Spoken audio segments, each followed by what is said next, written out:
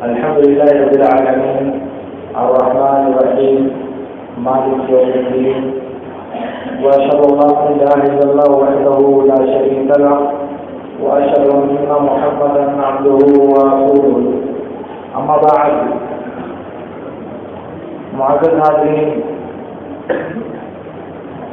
اس وقت ایک سوال برائے سوال یا ایک اعتراض برائے اعتراض بہت سی ذرائع ابلاغ کی قسموں میں سننے اور دیکھنے میں آتا ہے۔ کہنے والے بھی اس پر عمل نہیں کرتے، پوچھنے والے بھی عمل نہیں کرتے، مگر جس کو کہا جاتا ہے کہ صرف عاجز کرنے کے لیے سوال کیا جاتا ہے، اسی قسم سے یہ سوال بھی ہے۔ کیا کہ اللہ کے نبی صلی اللہ علیہ وسلم نے تراویح صرف 3 دن پڑھائی تھی، اس لیے مسلمانوں کو صرف 3 دن تراویح پڑھنا چاہیے اور اس سے زیادہ نہیں پڑھنا چاہیے، کیونکہ اگر اس سے زیادہ دین میں تراویح موجود ہوتی تو نبی صلی اللہ علیہ وسلم نے پڑھایا ہوتا۔ جب آپ نے 3 دن پڑھانے کے بعد ترک کر دیا تو معلوم ہوا کہ 3 دن ہی تراویح کی نماز پڑھنا سنت ہے۔ اسے عام طور سے ذرائع ابلاغ کی بہت سی قسموں میں نشر کیا جاتا ہے اور شدہ یہ بات مجھ تک بھی پہنچائی گئی ہے، بلکہ بعض لوگ یہ تک بھی کہنے کی جرات کرتے ہیں کہ 3 دن سے زیادہ تراویح کی نماز جماعت سے پڑھنا یہ بدعت ہے۔ یہ ساری باتیں دھاندلی، زیادتی، جہالت یا پھر بدتمیزی کی باتیں ہیں، ورنہ نبی صلی اللہ علیہ وسلم نے لگاتار 3 راتیں نہیں پڑھائی تھیں۔ سنن نبی داؤد، سنن نسائی اور ترمذی وغیرہ کی روایت میں ہے، عمران بن حسین ابو ذر غفاری رضی اللہ تعالیٰ عنہما دونوں ایک ہی واقعہ مختلف الفاظ کے ساتھ بیان کرتے ہیں۔ نبی صلی اللہ علیہ وسلم نے 23ویں رات کو نماز پڑھائی، پھر آپ 24ویں رات کو نماز پڑھانے نہیں آئے، پھر آپ نے 25ویں رات کو نماز پڑھائی، پھر آپ 26ویں رات کو نماز پڑھانے نہیں آئے، اور اس کے بعد پھر آپ نے 27ویں رات کو نماز پڑھائی، 28ویں رات کو نماز پڑھانے نہیں آئے، اور جب نہیں آئے تو آپ نے کہا لم یخف علی مکانکم ولکنی خشیت ان تفرض علیکم فتعجزوا عنہا، کہا کہ میں جان رہا تھا کہ تم لوگ باہر میرا انتظار کر رہے ہو، لیکن میں اس ڈر سے نہیں آیا کہ کہیں یہ نماز تم پر فرض نہ کر دی جائے اور تم اس سے عاجز ہو جاؤ۔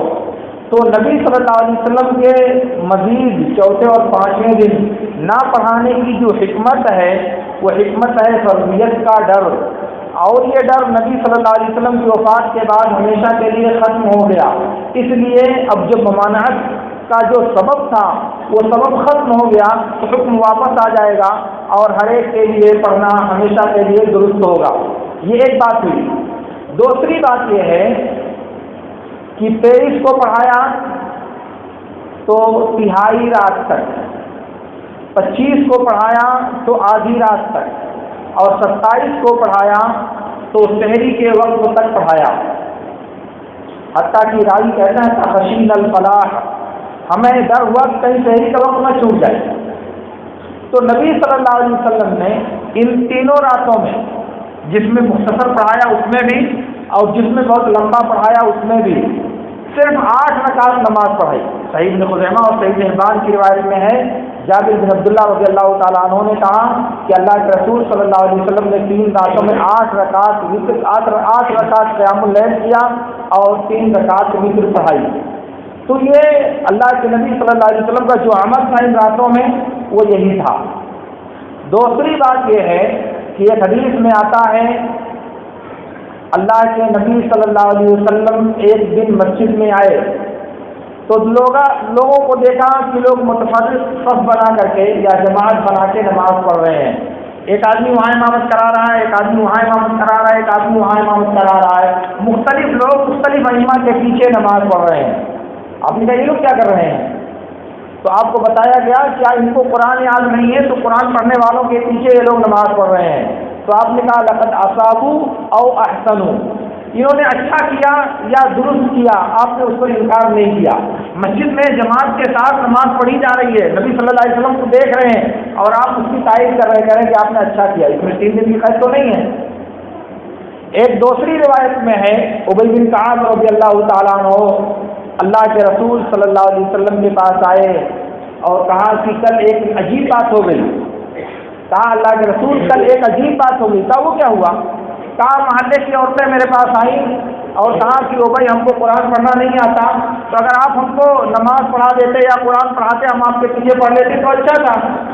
تو وہ ان کام نے کہا کہ میں نے ان کو 8 رکعت نماز پڑھا دیا، میں نے ان کو 8 رکعت نماز پڑھا دیا۔ تو اللہ کے نبی صلی اللہ علیہ وسلم چپ رہے۔ راوی کہتے ہیں فکان شبہ الرضا، اور اس حدیث کا دوسرا لفظ ہے فکانت سنت الرضا۔ نبی صلی اللہ علیہ وسلم جب خاموش رہے تو یہ شبہ رضامندی ہے کہ آپ خوش ہیں، یا یہ رضامندی کی سنت بن گئی کہ نبی صلی اللہ علیہ وسلم نے اس پر انکار نہیں کیا۔ تو ابی بن کعب رضی اللہ تعالیٰ عنہ نے پڑھانا شروع کیا عورتوں کو۔ اللہ کے رسول نے کہا کہ 3 دن سے زیادہ مت پڑھانا۔ اور یہ جو روایت میں نے پہلے نمبر پر ذکر کیا ہے ابو ذر غفاری اور عمران بن حسین رضی اللہ تعالیٰ عنہ کی، اس روایت میں جب 25ویں رات کو نبی صلی اللہ علیہ وسلم آدھی رات تک پڑھا کر کے فارغ ہوئے تو صحابہ نے کہا لو نفلتنا بقیت لیلتنا هذه، یہ باقی رات بھی اگر آپ نفلی نماز پڑھا دیتے تو کیا رشتہ، پڑھا دیجیے آپ۔ تو نبی صلی اللہ علیہ وسلم نے نہیں پڑھایا اور کہا من قام مع الامام حتى ينصرف كتب له قيام ليلہ، جس نے امام کے ساتھ رات کی نماز پڑھی یا قیام اللیل کیا یہاں تک کہ امام کے ساتھ فارغ ہو تو اس کے لیے پوری رات قیام کرنے کا ثواب لکھا جائے گا۔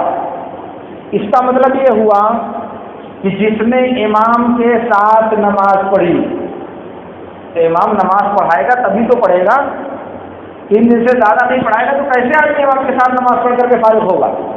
ظاہر ہے کہ نبی صلی اللہ علیہ وسلم نے قولی اعتبار سے امت کو یہ حکم دیا ہے کہ امام کے پیچھے تم لوگ نماز پڑھو تاکہ امام کے ساتھ فارغ ہو تو رات بھر نماز پڑھنے کا ثواب تم کو ملے۔ اس سے ایک بات یہ بھی ثابت ہوتی ہے کہ جو لوگ ان 10 راتوں میں یا آخری عشرے کی راتوں میں امام کے ساتھ تراویح پڑھ کے وتر پڑھنا چھوڑ دیتے ہیں کہ ہم بعد میں پڑھیں گے، وہ بہت محروم لوگ ہیں، ان کو ثواب اتنا نہیں ملتا جتنا امام کے ساتھ پڑھنے والے کو ملتا ہے، کیونکہ آپ امام سے فارغ ہوئے تو آپ کے نامہ اعمال آپ کے لکھے جا رہے ہیں، ثواب آپ کے نامہ اعمال میں درج ہو رہا ہے اور آپ کوئی دوسرا کام کر رہے ہیں، پھر بھی نامہ اعمال نماز پڑھنے کا آپ کے چالو ہے۔ تو یہ زیادہ اجر کی بات ہے کہ آپ فارغ ہو گئے، امام کو چھوڑ دیا اور کٹ گیا آپ کا ثواب، آپ کا نامہ اعمال جاری نہیں رہ گیا۔ اور اسی طرح ایک بات اور پتہ چلتی ہے کہ ایک جماعت کیا جائے تراویح کے وقت میں اور دوسری جماعت کیا جائے تہجد اور سحری کے وقت میں، یہ طریقہ بدعت ہے۔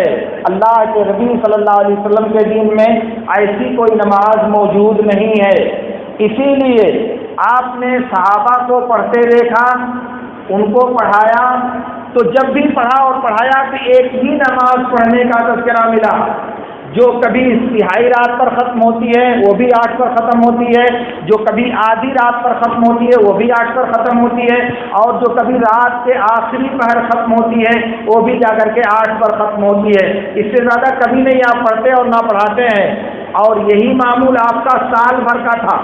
رمضان اور غیر رمضان میں کبھی نبی صلی اللہ علیہ وسلم اس کے علاوہ نہیں پڑھتے تھے، کبھی نہیں پڑھتے تھے۔ تو اس کا کیا مطلب ہوا؟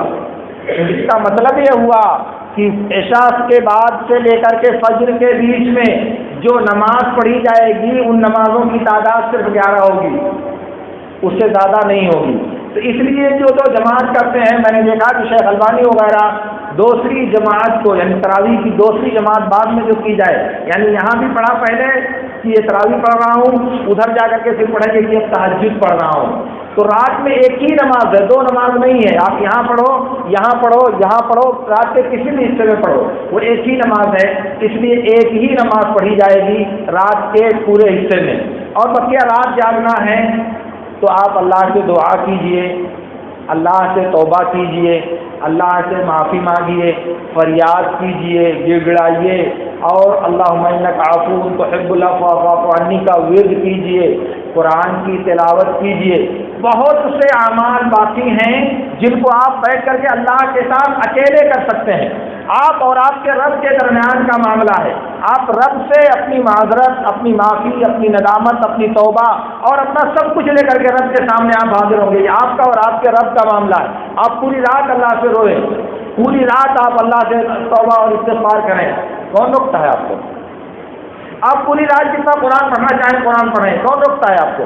لیکن جب شوق ہو نبی صلی اللہ علیہ وسلم کی سنت اور آپ کے طریقے کی اتباع کا، جب جذبہ ہو کہ نبی نے جو طریقہ اپنایا ہے ہم بھی وہی طریقہ اپنائیں گے، تب جا کر کے یہ بات پیدا ہوتی ہے۔ اس لیے میں جو بات آپ سے عرض کر رہا تھا وہ یہ کہ تراویح کی نماز پورے مہینے میں، رمضان کے مہینے میں جماعت کے ساتھ پڑھنے میں شرعی اعتبار سے کوئی حرج نہیں ہے۔ یہ نبی صلی اللہ علیہ وسلم کے فعل سے بھی ثابت ہے، آپ کے قول سے بھی ثابت ہے، اور آپ کی تقریر سے بھی ثابت ہے۔ اس لیے اس میں کوئی حرج کی بات نہیں ہے۔ اور جو لوگ غبار اڑاتے ہیں یا بلا وجہ کا اعتراض کرتے ہیں، یا تو لا علمی میں جیسا کہ میں نے کہا، یا پھر جان بوجھ کر کے بلا وجہ کا وسوسہ پیدا کرنے کی کوشش کرتے ہیں۔ اور آج جاگنے والی 5 راتوں میں سے ایک رات ہے، اس لیے اس رات میں کثرت کے ساتھ توبہ، استغفار، ذکر، دعا اور تلاوت ہم کو کرنی چاہیے۔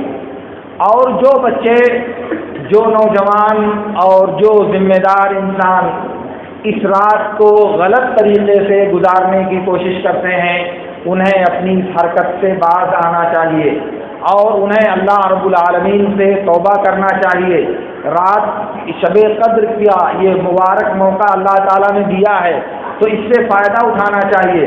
گلیوں میں، چوراہوں پر، محلوں کے ٹھہراؤ میں جا کر کے راتوں کو آوارہ پن کرنا، مٹر گشتی کرنا اور ادھر ادھر بلا وجہ پھرنا، یہ طریقہ جہاں سال کے کسی بھی دن میں جائز نہیں، حرام ہے، وہ شب قدر میں بدرجہ اولا اس کا گناہ زیادہ ہوگا، کیونکہ فضیلت کی جگہوں پر جیسے اجر زیادہ ہوتا ہے ویسے ہی فضیلت کی جگہوں پر گناہ بھی زیادہ ہوتا ہے۔ اللہ تعالیٰ نے امہات المومنین کو کہا کہ تم دیگر مومنوں کی طرح سے نہیں ہو، تمہیں جب ثواب زیادہ ملتا ہے تو تمہیں عذاب بھی دگنا دیا جائے گا اگر غلط کرو گے۔ تو اس لیے جہاں اللہ تعالیٰ ثواب زیادہ رکھا ہوتا ہے، ثواب زیادہ دیتا ہے، وہاں گناہوں کی سزا بھی زیادہ ہوتی ہے۔ تو اس لیے اس مقدس رات کا تقدس پامال کرنے والے انسانوں کو یہ بات اچھی طرح سے سمجھ لینا چاہیے کہ یہ موقع اللہ کی طرف سے ایک فرصت ہے آپ کے اپنے رب کی طرف پلٹنے کا، توبہ کرنے کا، استغفار کرنے کا، اللہ کی رضا حاصل کرنے کا، گناہوں کی مغفرت پانے کا، نہ کہ آوارہ گردی اور غیر مہذب اور غیر شرعی انسانوں کی طرح سے بازاروں، چوراہوں، گزرگاہوں، گلیوں اور مشکوک جگہوں پر پھرنے کا۔ اس لیے اس حرکت سے آپ باز آئیں، اسے چھوڑیں اور اللہ تعالیٰ کی طرف پلٹیں اور توبہ کریں۔ اللہ رب العالمین سے میری دعا ہے کہ اللہ رب العالمین ہمیں ان باتوں کو سمجھنے اور ان پر عمل کرنے کی توفیق عطا فرمائے۔ وآخر دعوانا ان الحمد للہ رب العالمین۔ اقول لکم ما تسمعون واستغفر اللہ لی ولکم۔